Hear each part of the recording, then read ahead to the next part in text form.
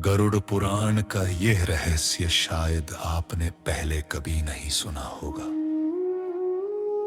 आज हम जानेंगे मृत्यु के बाद आत्मा के साथ होने वाली एक ऐसी घटना जो आपकी रूह कंपा देगी। गरुड़ पुराण क्या है? क्या मृत्यु के बाद भी जीवन होता है?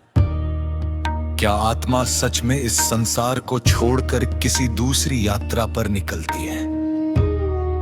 गरुड़ पुराण का पहला अध्याय इसी रहस्य से पर्दा उठाता है।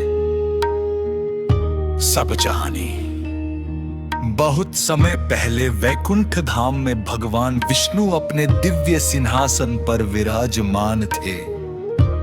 उनके वाहन और परम भक्त गरुड़ा के मन में एक प्रश्न बार बार उठ रहा था। गरुड़ ने विनम्रता से पूछा, हे प्रभु, मनुष्य जन्म लेता है, जीवन जीता है और फिर एक दिन मृत्यु को प्राप्त हो जाता है, लेकिन मृत्यु के बाद उसकी आत्मा के साथ क्या होता है?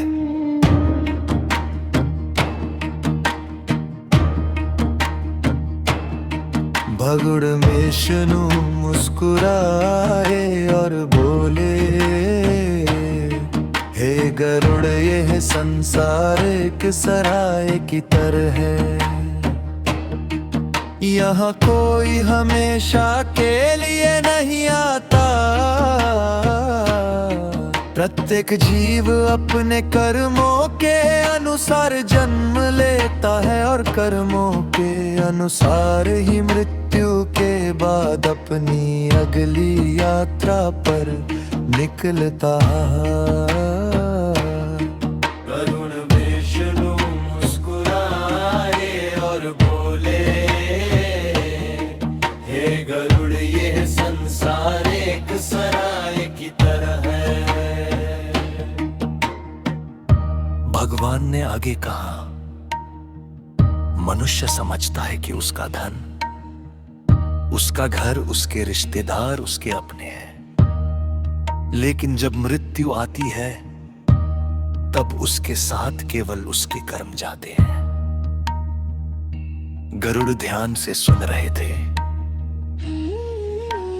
भगवान बोले, जिसने जीवन में सत्य, दया और धर्म का पालन किया, उसकी आत्मा प्रकाश की ओर बढ़ती है, लेकिन जिसने दूसरों को कष्ट दिया, छल किया और अधर्म का मार्ग चुना, उसे अपने कर्मों का फल भोगना पड़ता है। फिर भगवान विष्णु ने कहा, इसलिए मनुष्य को हर दिन ऐसा जीवन जीना चाहिए कि उसके कर्म उसके सबसे बड़े साथी बन जाएं। गरुड़ ने हाथ जोड़कर कहा, प्रभु, अब मैं समझ गया कि मनुष्य का असली धन उसके कर्म है, ना कि उसकी संपत्ति। भगवान विष्णु ने उत्तर दिया, यही गरुड़ पुराण का पहला और सबसे महत्वपूर्ण संदेश है। तो मृत्यु से डरने की नहीं, बुरे कर्मों से डरने की आवश्यकता है।